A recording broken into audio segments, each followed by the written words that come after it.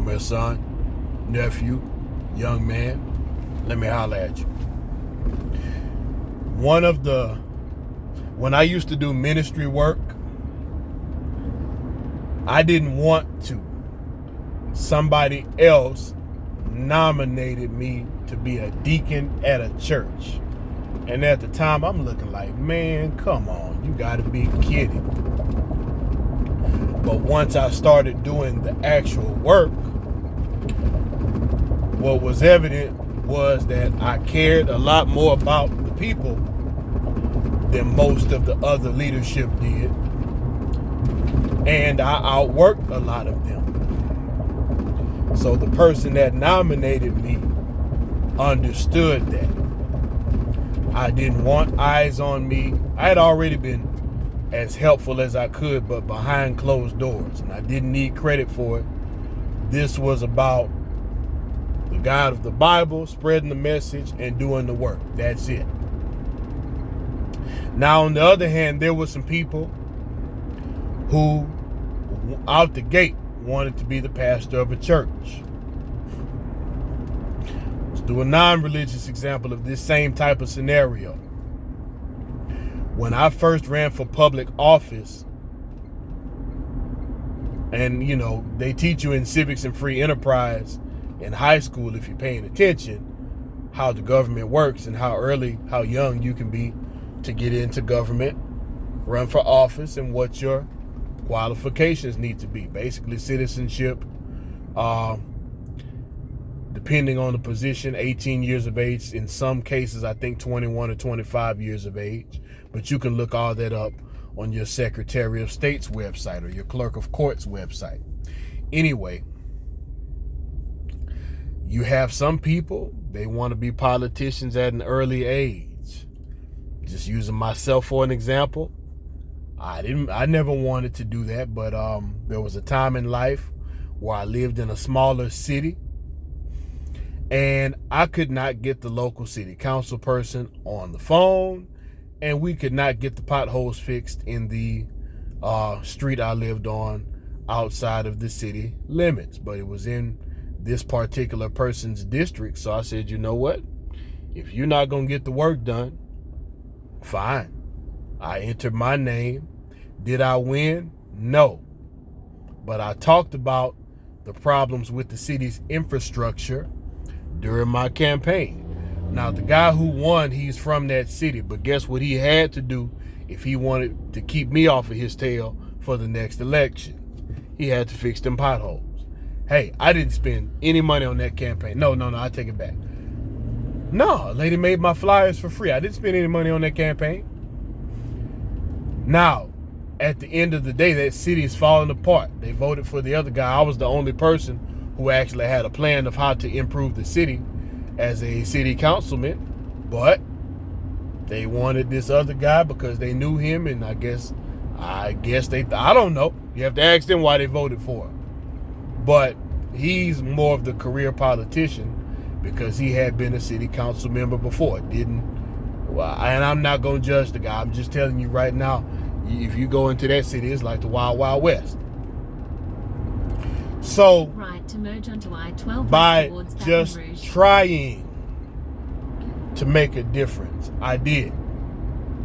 Because for people like that, they don't want people like me in public office. Why? Because I have values and morals, and I'm going to stand on them. And I've done that even to my detriment in some cases, but hey, that's who I am.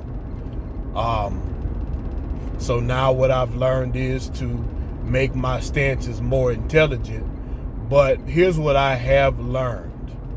There are not enough people like me in leadership positions, and that's in any field. As a matter of fact, when I got into education, I really got into it to coach, but I realized, okay, teaching is bigger than coaching.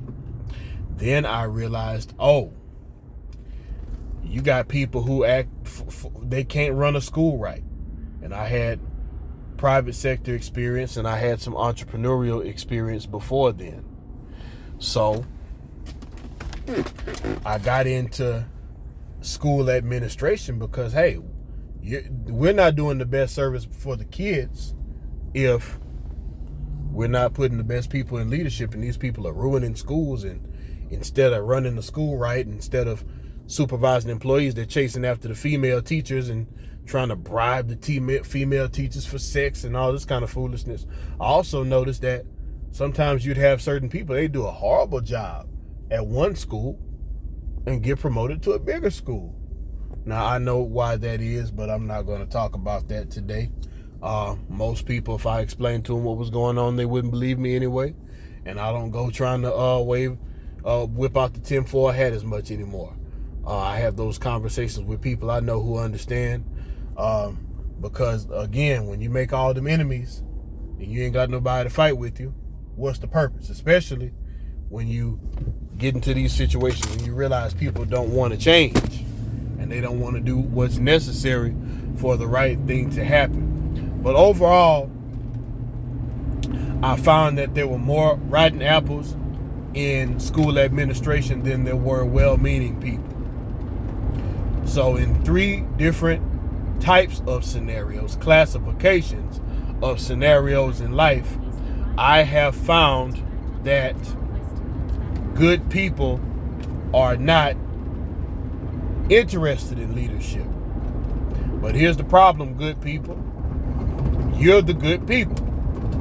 You know what the problems are. You know how to fix them. You'll treat employees right.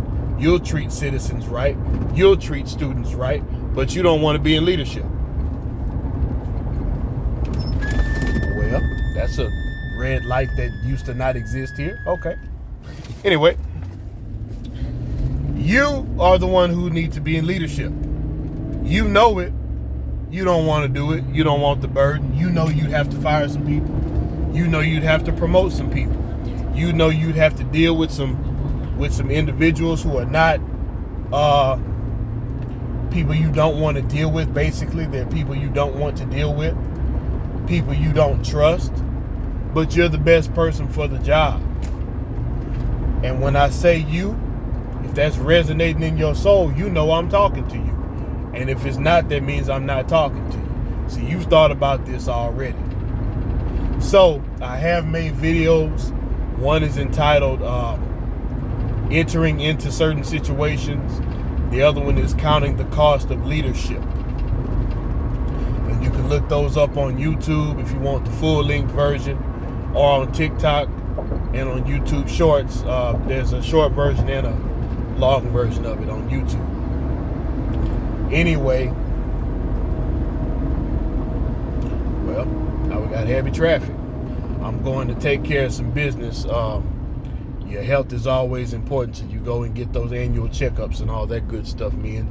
A lot of times men don't want to go into the doctor until you know, on your deathbed, but you got to do your checkups to understand how your body is functioning and that type of thing. Anyway, there's not enough good people in leadership. So what ends up happening, you can get into these situations and you're doing the right thing, but you got jokers around you who are stealing money, stealing time on the clock, or they're trying to harass good employees. They make a system where it's like, hey, we all gonna clock in, but we're not gonna work that hard so we can milk upper management or ownership for every dollar that we can. And you're trying to do straight up, true blue, honest business. You know, you don't want to jump in these schemes with people. People try to set you up where they have dirt on you, but they can't get dirt on you because you don't do dirt. People try to tarnish your name. See, when we have situations where one good person will get in a situation and try to change everything, and he's got anywhere from a few to a mass of corrupt people fighting against him or her. And you can't win political battles like that. And because you're in the minority and you have more voices speaking against you and what you're doing, and most people need to be politically re-educated or politically educated for the first time, because when the information was presented to them, they didn't pay attention. A lot of people really don't know how to vote, don't know why they're voting. They're voting for a party. They're voting because somebody looks good. They're voting because somebody put a flyer in their hand. Or they're voting just to say I voted. I actually met somebody with a college degree who voted for the absolute wrong person in a situation, who destroyed everything they put their hands on. And when I asked, well, why'd you vote for such a person? Well, I just wanted to vote. So anyway, well, I mean, and you got people like that in the world. Why you eat so much? Well, I just wanted to eat. Yeah, but that stuff can kill you. Oh, I just want to eat. Okay. Why do you smoke that? Oh, I just want to feel good. But it can kill you. I just need to feel good. You got people like that in the planet. They'll do they'll follow their feelings into the doggone grave. And go to heaven either telling God, oh, well, I just want to feel good.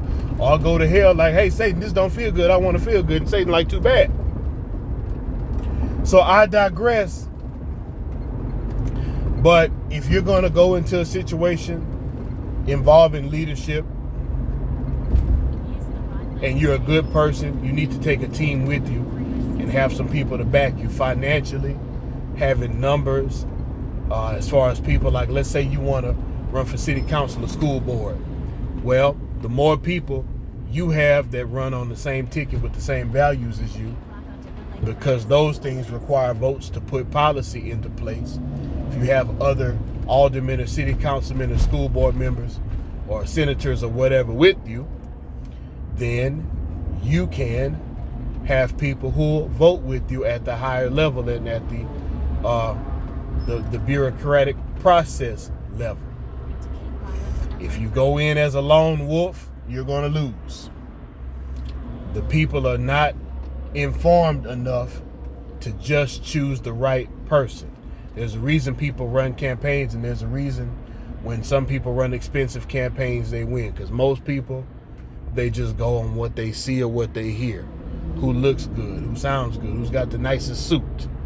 That really has nothing to do with policy, politics, or who's actually better for the position. But unfortunately, again, most people don't get that. So the more the numbers are on your side, the bigger the team you have, the better. But we need good people in leadership positions like there's no tomorrow. And if you're paying attention to what's going on in this country, shucks, there might not be a tomorrow.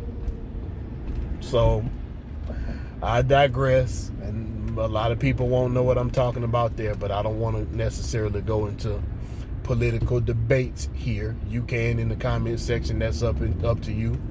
But share the video, because there's somebody out there who needs to go into leadership and don't want to. B, there's also people going into who are going into leadership, but they don't have their financial backing and they don't have a team with them, and they don't have the right spokesperson. Because a lot of times you're saying the right message, but you're not out there to be emotional and capture people's emotionalism. You're out there to do the right thing. The right thing don't feel good all the time. The right thing ain't what's popular all the time. Change is uncomfortable for your average person, and that's another thing. Even though you might know what the right thing is, you might have to move slow, because a lot of people out there think and operate slow. And then you got some people, they're not even S-L-O-W, they just S-L-O. You don't even get the W.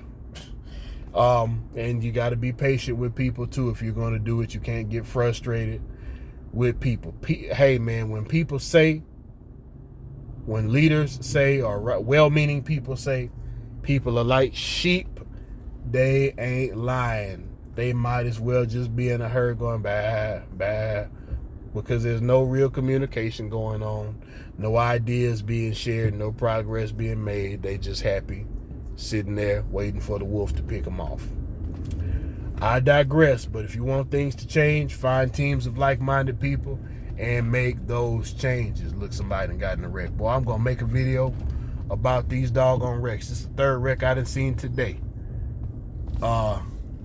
With these people whipping in and out of traffic. Anyway, share this video, because there's some men who I guarantee you these situations apply to. Hit the like button. You know I'm telling the truth. You know I'm right. And the like button's free. Takes a second of your time. You should be done hitting the like button already. You're welcome to leave your comments. If it's some ignorant or negative stuff, yeah, you keep those. But all my well-meaning men out there who have questions or information to share, and you can email me at motivationequation@gmail.com. But my well-meaning men with some experience and stories to share or encouraging positive words, please leave those comments. And as always, be a man. Stay a man. Never lose the will to win, and never lose the will to survive.